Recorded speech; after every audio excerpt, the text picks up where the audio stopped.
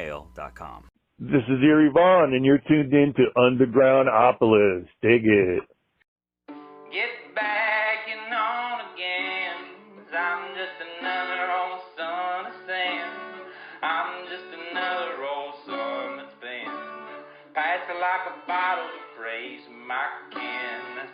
Ain't a matter of where you've been, 'cause I'm just another old son of sand.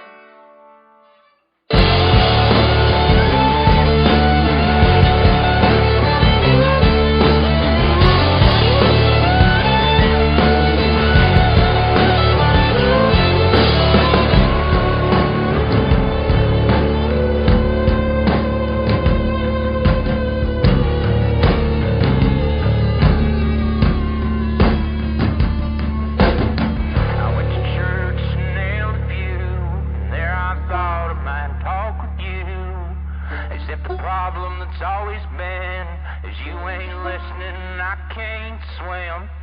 Pop a quarter in and watch me grind. A few words go through my mind. My table might make you grand. You might join my strange band. Get back and on again. I'm just another old son of sand. I'm just another old son of sand. Fast like a bottle, feel my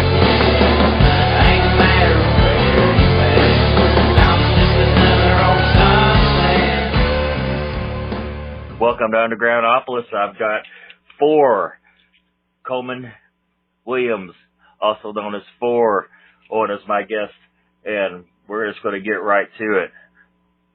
So, I can't ask you like the basic, what first got you into music? But I can, which is my typical first question, be like, who would that influence you can, me? man. I actually don't have the same upbringing that you think about that. I was into music when I was younger. I was into punk bands and metal bands. I was a rhythm guitar player for about 10 years. I always wanted to be a writer more than anything, too. That was my biggest inspiration for music, was people that put their words into an expressive form more than just singing and performing. I mean, I have a country and western background, but that's actually not what got me into music at all. I was a person that did house shows. I was part of the local scene for over 10 years of my life, from a young age until I was early into college. The song Son of Sin, that's like, oh man, that's like the heavy metal honky tonk. Well, it's a blend, man. It's a big goal with my band and our project is to kind of touch on multiple genres, multiple things that a lot of different people can enjoy. So we kind of wanted something that everybody can kind of listen to, and even people that maybe wouldn't listen to music that heavy might give it a shot, and people that want something that heavy might give country a little bit of a shot. So kind of a blend in there. Do you have a particular creative process? It really varies, man. A lot of that depends on, first of all, the song, the inspiration, things like that. Like, I have songs that are traditional country songs. And then I also have songs that are very blended progressively, like Son of Sin. So it really varies, man. I've been writing for over 20 years. So a lot of that is it's just kind of the mood is a big part of it. And then, sometimes, I'll have something that I've already written and made, and with my band, it kind of turns into something else. And sometimes I'm down to let that happen, and sometimes I'm really adamant about how I want something to sound, But my band is an interesting blend of people. I have people from country backgrounds, pop backgrounds, punk rock backgrounds, all throughout my band. So, it's always kind of a collaboration, man. But a lot of the time, man, like I said, it really is like the song by song, it's different. So I will say that I always I write constantly, but as stuff that I use, probably 30% of the material that I actually write is the material that gets put into my records or into songs. And then the rest I kind of just keep in a backlog for later, maybe for something else down the line that works better. How old are you, if it's all right to ask? I'm 30 years old. I turned 30 actually two weeks ago. I never would have guessed that. I never would have guessed that you was 30 years old. Do you have a favorite performance? When I was younger, my band, I used to be in a metal band, and we got to play with one of the guys from Ministry. in New Jersey in like Oh, wow. 2010. And that was really cool just to get to be around somebody like that I'd always looked up to, someone my dad looked up to as well. So that was cool to like, you know, and we were just an opener, of course, but I actually, you know, got to be part of that. So that was wonderful. I also really liked the New Jersey metal scene. There's just a lot of good guys in that area, man. I had some good friends in the Red Bank area, and, you know, they're keeping it alive down there, man. But that was a show that meant a lot to me. You know, I've done a lot of things that you couldn't technically call shows, just playing with other musicians I respect and care about. But that's definitely one. You know, there was another time that I was able to, you know, I wasn't even supposed to do anything, and I ended up just getting to have a really cool night with my friend Nick Shoulders, who also was a guy that helped me do my Western AF video a few months back. He introduced me to Mike Venata. So, you know, not really, you know, just the shows I performed, man, it's I enjoy them all, man. I love doing every single one. It's more just like people I've met along the road, man. I mean, I don't care if I'm playing for 3 people or 100 people, like, or 1,000 people. Like, I just like being out there and let people hear my stuff. So, you know, I'm just in it to win it, man. Like, I love just performing. Everyone, even bad shows, man, they build character or teach you things that are important. Like, I mean, you know, hecklers, I see those as important days. Because, you know, those are the ones that really define you as an artist, is if you can deal with someone trying to mess with what you're doing. You know, so, I mean, the whole experience in general, man, is always a gift because you always learn something useful, you know, even on, like I said, even on the worst shows. Do you have a worst show story? I had a heckler hit me in the face with a bottle full of beer. So that was pretty bad, man. Like, I got nailed right in the face. It didn't break. But because it was full, it was just like a hammer hitting me in the face. So that wasn't great. That wasn't awesome. But like I said, man, you know, it was easier. These days I'm in the front. That was when I was a rhythm guy and I was on the side. So, you know, it's just one of those things you just kind of grit it and bear it for everybody else, man. You know, and that there are just some places that people want to test you. You know, New Orleans is a really wonderful place to play music, but crowds in New Orleans can be really hard to impress, and they can be pretty savage, man. I mean, but you can get that anywhere. That's just kind of like one of those places. They'll test you, you know, see what you'll do. And, you know, the best thing to do when it comes to that stuff is to just shrug it off, man. You know, for the 100 people that want to see you to the 3 people that don't, it's just not worth it to ruin it for the others. That's true. Very true. These people, did they know who you were? No, I've never been open about that until about a year ago. Oh, wow. So, I mean, my friends and people that have grown up with me know, but when I did music when I was younger, I never let people know about it. And it wasn't because I didn't want people to know. I never wanted to be treated differently for it.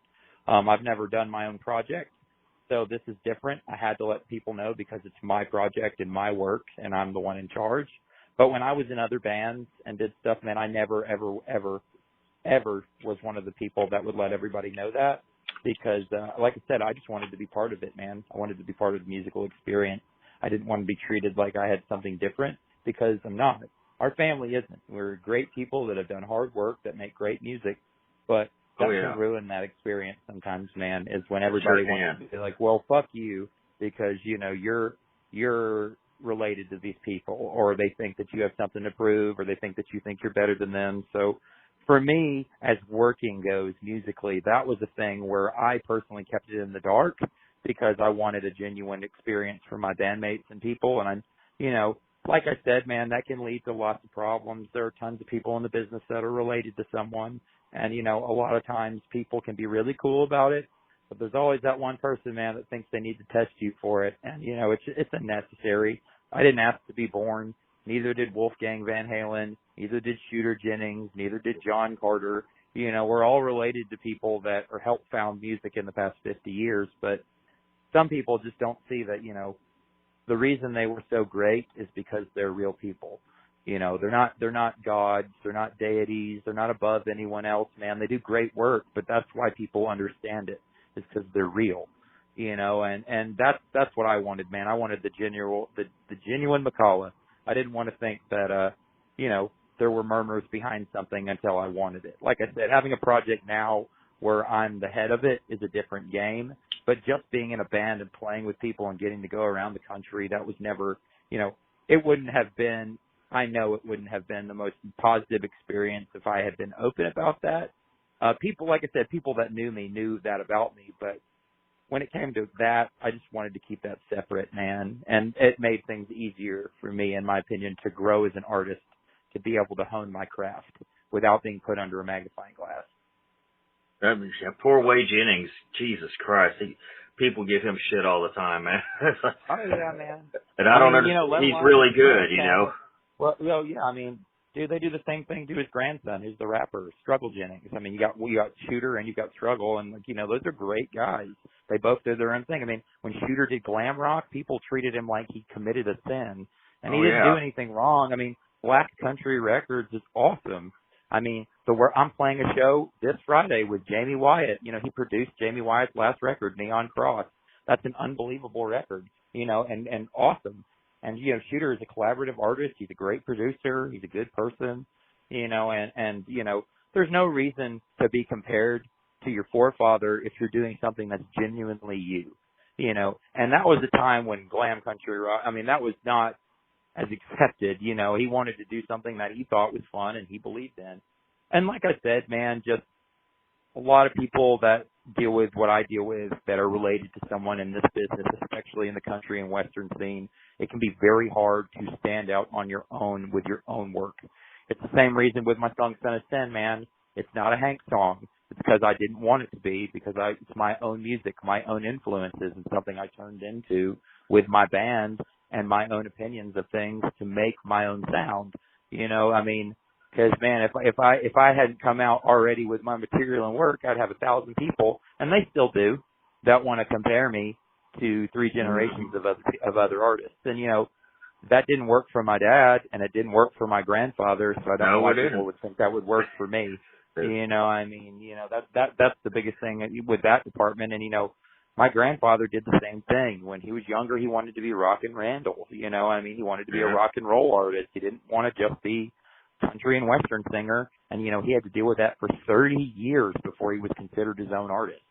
So, and my dad took half the time to do that because he got tired of it real quick. I decided right from the get-go, I just didn't even want to do that. I have all the respect in the world for my bloodline, my family, and what we've done for the music of this country. But at the same time, I think that more than anyone, my great-grandfather would understand making your own sound, because he did the same thing. It's about doing what you are proud of, and nobody made it for you or told you to make it. And that's definitely, like I said, man, that's the goal with everything I make when it comes to music. It's genuinely me.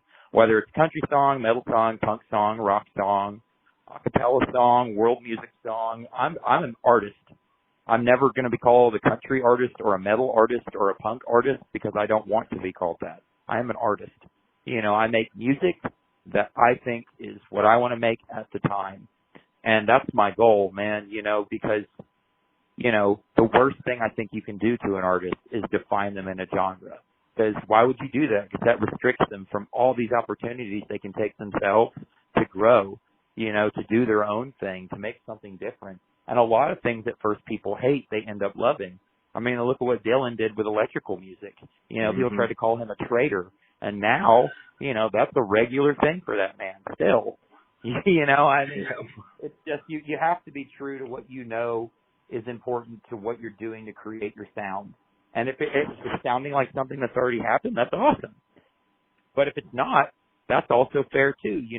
Like I said, I feel like a lot of artists aren't allowed to spread their wings, and that always bothers me, because no one should have to hope that they can make something and people don't hate it, because if that's why you're making music, you shouldn't be making music anyway. It's never just to get recognition. You're making it because you enjoy making music, you enjoy playing, you want to spread your message out there. And, like I said, for me, man, if it's 5 people or 5,000, I don't care, because, if they love what I'm doing, I'll give you every inch of my show. If you're there to tell me, oh, well, you should do this, it's like, that's great, man, then you go do it, because, I've never understood people that do that to artists.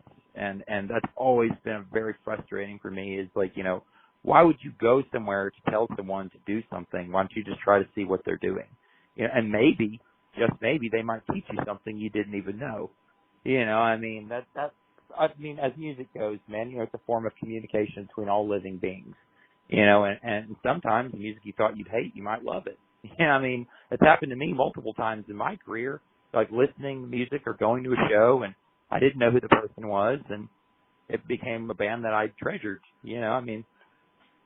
I think that people just need to go out there and try stuff, try to hear something that you're not used to hearing. Or if you're going to go see something, don't go in and try to compare it to something else, just try to see what it is. I think a lot of great artists right now in the music community are doing that. Like, this fall, about 2 weeks ago, I announced I'm touring for about a month and a half with Danny from Amigo the Devil, and the Tejon O'Connor Street Thieves. And, Danny is awesome. Like, Danny does a one-man show, and it takes a lot of balls to go up there by yourself and get a crowd of that many people hyped. And he does it with a banjo and an acoustic guitar, and that's awesome. And I've heard people be like, oh, but it's only one dude. It's like, dude, it doesn't matter, man. Just go see a show. Go see what he's doing. Hazel Atkins did that in the 60s. It's awesome to see people that have that, and Danny had been in bands with other people a lot. Back to this story after our sponsor story. This episode of Undergroundopolis brought to you by Book 2 in the Shadowed Stars sci-fi book series by author Stephen Couts. Book 2 follows the adventures of Josh Broody, a hero corrupted turned villain and back into a hero as he is put on a path of redemption while the sins of his evil deeds haunt him each new steps he takes. He is a brother mentioned in a prophecy to bring about the demise of the Dark Lord Epitaph by ending his brutal reign. Can Josh Broody survive being hunted as his very existence could seal a prophecy and bring down a tyrant to restore freedom? Or will Epitaph kill Josh and anyone that assists him and further cement his domination in the universe? Book 1 is available now at Shadow Stars. The Reign of Blackguard. Book 2 will be released by mid-July. They are available in paperback and ebook and can be ordered through any bookstore or online at Google Play and iTunes. ShadowedStarBooks.com will have direct links to these online sites. That's ShadowedStarsBooks.com. Now that we got that out of the way, let's get back to it. You've done all this on your own, and it's really awesome that you did, just like Hank 3 did, and just like Well, my father didn't originally, technically. My father was on Curb Records. My father did the 3 Hanks record. My father became his own artist, but that's not how my dad started. But that's fact. My dad did a lot of great work, but that's not how he started his career. He started his career, working with a label that I would never work with, a label that even approached me, but I would never work with because I don't want to be owned for 8 to 10 years of my life to do something that I don't agree with. Every member of my family has done that. The only person that didn't is recently my Uncle Sam, who is a top artist. He stayed independent. He just got signed to Universal. Very proud of him. That's really awesome. But even my father, man, my father is a punk icon and a metal icon, but he still dressed up in a Hank suit and sang songs at Branson, man, because he knew he had to do that to get what he wanted. I was willing to not do anything if I had to do that. That's why I'm 30 years old, man. The reason I'm not 18 years old doing this is because that was offered to me as a child, man. I didn't want to be owned. And if someone was going to own me to be able to reach this many people, I just wasn't going to do it, brother, because you can't buy my soul. That's mine. So that's something that I'm not going to give out for free, even if it means that 100,000 people get to hear me. It's not worth it to me, man. Life is far too short to even spend 1 year of your life having someone own you that you don't agree with. If you sign to a label and you like those people or those people believe in you, that's a whole different story. But, with my dad and Curb, that was not the story, and that wasn't anything he wanted to do. He did what he had to do, and I respect him for it. It's just that is not something I would ever do because, God forbid his first record is only covers of our family. Like I said, man, my music, my record that comes out in the next year, that's all my music, and none of it was something I was told to do, and that's why I think people like it, man. No, I think it's awesome. Thank you so much, man. And like I said, putting 100-watt amps in country songs, man, that's something I've wanted to do since I was 8 years old, man. I mean, seriously. So that's, I love distortion, man. I love fuzz. There's a lot of musical artists that I super, super look up to, like Dixie Dave, Weed Eater. He had such crazy country elements, and then out of nowhere had these crazy, crazy, crazy metal songs, but still was a country artist. And that's what I think is really cool, is people that are willing to put that, not just the sound, but literally the equipment that is used in another genre. I love when I see people have weird instruments in a band. You're like, oh wow, Eat Sun is a good example. They got a dude that plays fucking trombone. I mean, it's cool to see branching over it more than just the vocal work, because I mean, there's so much stuff you can put in music these days, man, with the internet, synthesizers, old gear, new gear, pedals. I mean, sky's the limit, man. And a lot of country bands, you've got your DI and your chromatic tuner, and that's all you're going to use. And there's nothing wrong with that. But, it's kind of cool to think that maybe you could throw some fuzz on there. How did the Strange Band actually come together? I've known most of the Strange Band for over 10 years. So Jason Dietz is my bass player. He's also my engineer and my producer. And he recorded bands and worked in town in Middle Tennessee since the early 90s. He came here from D.C. when he was early 20s, and he's about 15 years older than I am. And, he's been one of my best friends since about 2010. He always had an Americana band. He also used to be in a bunch of different bands and projects, and a guy that I shared a lot of opinions and views with. He was someone that he worked in the business. He didn't make a lot of money doing it, but if you were a musician, from a rapper to a punk kid to a country musician to a metal musician, he'd record you. He'd get you mixed. He'd do what he could. He'd try to make you sound as best as he could to get you a master, and you didn't have to spend $1 million on it. And he was someone that was just my friend for years, and I respected what he did. And over the years, we just did musical projects that never did anything. We never played with them. We just experimented with stuff. And like I said, I've been a writer for such a long portion of my life. I just started using a lot of my work and writing songs. And the first time I played Son of Sin for Jason was probably 2015, so 6 years ago. And I wrote that song about 6 years ago. So and it was just an acoustic song. I've also done an acoustic version of it. If you see my Western AF video, I have 3 versions of that song because I've had it for a long time to refine it and hone it in. So I also do touring with just my banjo player. So I tour with a Strange Band, but I also tour with just Daniel Mason, and we do acoustic sets. That's what I'm doing this Friday in Nashville. Like I said, I'm playing a show with Jamie Wyatt, and it's just me and my banjo player tearing it up, man. Because, like I said, I just like making shows, man. I just like doing it all, man. I have a 7-piece band, and sometimes I play by myself, and sometimes I play with 1 or 2 people, and it's just kind of fun because we're very versatile. That's my favorite thing about my group of musicians that I work with is we're never happy with just one version of a song because we can make a better version maybe. You never know. Yeah. But when am I going to get you to come up to Louisville? Kentucky? Yeah. Man, you'd be surprised. Like I said, for my tour with Amigo, I know that I'm going to be in Lexington on the 29th of October. So I'm not going to be in Louisville, but I am going to be in Lexington, Kentucky on October 29th. Cool.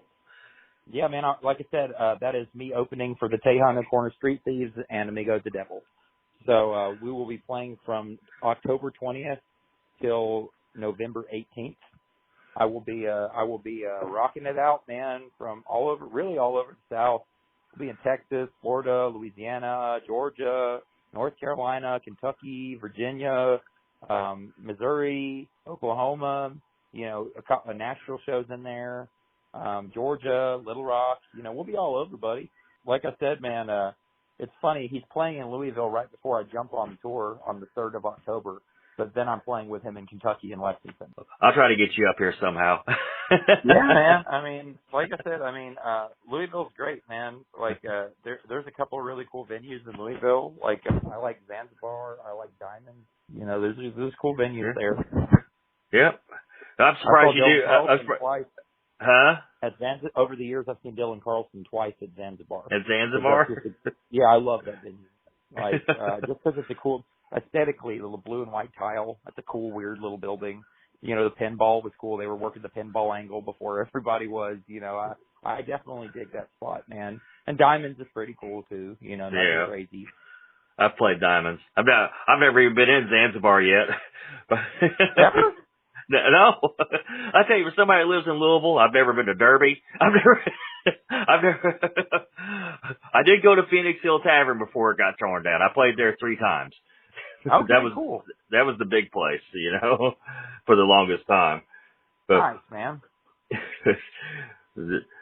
like, I could probably get you to come up to 21st in Germantown sometime. That probably wouldn't be an issue. Anyway, this isn't about me. I got off on a tangent, got reeled in. No, dude, you're good, man. Like I said, I mean, that's not far from me. I'm in Tennessee, so, you know, Kentucky ain't far off, man. I've spent a lot of time going to shows and doing stuff around Kentucky over the years. Do you have a message you'd like to give your fans? Always do something, you know, always express yourself. Don't ever apologize for expressing yourself. If you believe in something, even if nobody else does or somebody tells you should do it differently, just do what you know is right, and it will always work out, even if it fails, because you're being true to yourself. You know, I mean, that's something I believe in my heart of hearts. There are so many country musicians right now that are my age that did not start in country and Western music. You know, there are so many, man, and a lot of it is just not restricting yourself to one thing. Get out of your comfort zone. You know, do something that you're not sure if it'll work, and it might be your future life choices. You know, I mean, that's what I would tell my fans. Just, you know, if you have something you want to do, but something in the back of your head's like, well, what will they think or what will they do? Screw them, man. Just do it. You know, the worst you can do is fail, but at least you were honest to yourself. Man, you've been a really, really great guest, man. Thank you so much for calling. Oh, dude, of course, man. Like, thank you for having me. I mean, like I said, like, I mean, you know, to a fellow musician, man, you know, you like the underground, and I mean, that's where I learned everything for me, man. Like, I wasn't even just always a musician, man. I was a traveler. I traveled this country back and forth for almost 3.5 years after high school. Like, from hitchhiking, hopping on trains, having people's cars, to living on floors. Like, you know, traveling is the greatest teacher there is, man. And music is second hand in hand with that, you know. And oh, yeah. If you're a traveling musician, then you're just doing the whole thing. You know, I mean, so yeah, man, I'm happy to be here, man. Always happy to talk to somebody that respects the underground. So ready to get back on the road eventually too, man. Have you got anything lined up? Are you working on anything? Or? Oh, I've got a couple of things close right now, but I haven't lined up anything on the road yet. Okay. But I might be coming sooner than later to Louisville, actually, before I'm with Amigo as well. So if that happens, I'll make sure that you know about it. No, for sure, man. Like I said, I might be playing a show with my duo in Louisville in September sometime. So that would just be me and my banjo player. And of course, my banjo player was in my father's band. So my my banjo player was my father's banjo player for 8 years. He's also someone I've known for 15 years. So like, he's one of my oldest friends. You know who was on this show last week? Who? Joe Buck yourself. Oh, cool.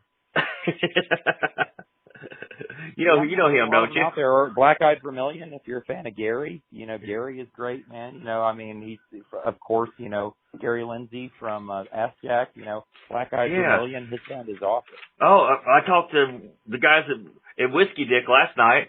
And they had something to do with that, I think. Oh, Black Eyed Vermilion. Yeah. Yeah, man, that's Gary Lindsay's band from Ask Jack. So the front man from Ask Jack. The lead dude of that band is the head from Ask Jack, Gary Lindsay. Right. Yeah, man. So I mean, they're all over. Everybody's out there working. Or Andy. You know, I mean, if Andy Gibson, you know, plays with the Cowpokes in Nashville, which has been around for years. He's the steel player for them now. Who used to be my father's steel player. Awesome. So they're all out there still working, man, staying alive. You know, I mean, you know, just doing what you can, making music. You know, that's the goal. Yep. Oh yeah. I love playing on the road, man. If I can. Oh yeah, I mean, dude, of course. I've got a stupid job that interrupts things, but Hey man, it's okay. You never got to apologize about making money, brother. You know, if you're working, you got a job, you got a house, you got a car. You know, man, sometimes it takes a little longer to do everything, but you got to take care of you. You know, rock and roll don't always pay the bills, man. No, it doesn't. It's not really been all that lucrative for me personally. It's been a lot of fun. It's been a lot. Hey man, you're not the one, man. But that's not why we do it, you know. Right. I mean, don't get me wrong. If it pays, that's dope. But you know, I don't think any of us got into this just for making money. Because I sure did. You know, I just wanted to make something that's why. If I wanted to make money, I wouldn't be doing it independently. You know. I mean, you know. For me, man, it's all about the experiences, man. You know, it's all about meeting people that you care about, you know, or people that believe in you. And, you know, if it does turn into a job, then you're doing something right. But, you know, if it's a side job for the rest of your life, that's not a bad thing either. You know, I know, man. If you're able to keep it going, you're still doing something, man. You know, I mean, nothing wrong with that. Right on, man. Well, we'll go ahead and wrap this up. You got a Bandcamp or anything you want to plug in? Man, we've got Bandcamp, Spotify, iTunes. You know, my single is on all streaming formats. So, you know, I listen to it on Amazon. Huh? I listen to it on Amazon. I'll just plug that. Yeah, man, Amazon. I mean, that's the bonus of this. You know, that's what's awesome about DistroKid. You can get it everywhere. So, yeah, man, I mean, you know, any streaming format, Foreign the Strange Band, you know, our single Sin of Sin is on there. You know, I'm touring, like I said, all fall. I'm doing a headlining tour in August and September with dates to be announced soon. And then I will be touring with Amigo the Devil in October and November. So, yeah, man, I might have something really special in December as well. So, you know, I'll be touring all the end of this year. And we will be out there, man, you know, and if anyone wants to give us a listen, right now we have a single with a record on the way, and our record's almost done. All right. When do you think it'll be out? Man, a lot of that is a little more political because, you know, if it was up to me, I'd have it out immediately. It's more just there are people that are interested in the record, and being able to get it all across the country is my biggest goal right now for distribution.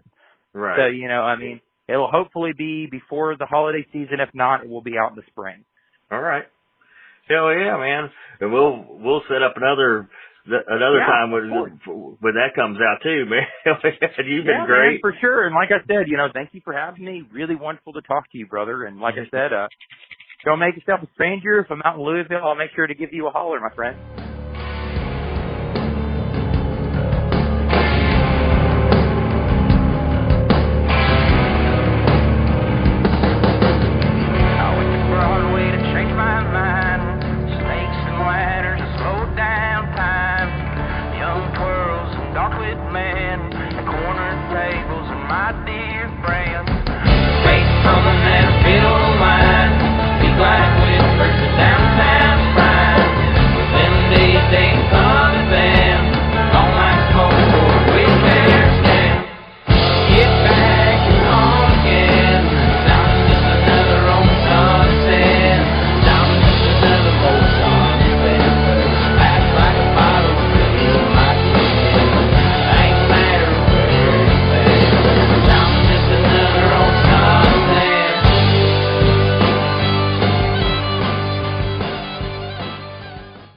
Hello, this is Flynn from the Bourbon and Brothers podcast, where we sit around drinking bourbon and talking at length about meaningless topics.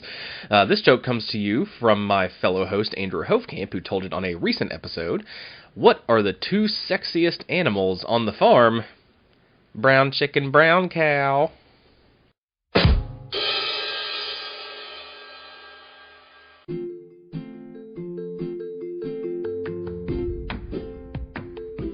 That is all our time we have for now. Thank you for listening to Undergroundopolis. Remember, we do this every Wednesday night, bringing you new and exciting artists every week. Be sure to hit up their websites and social media, and stream or download their music. If you like this show, please follow us on Facebook, Instagram, Spotify, any streaming platform, and leave us a review as well. I'm your host, Rob Lyon, signing off.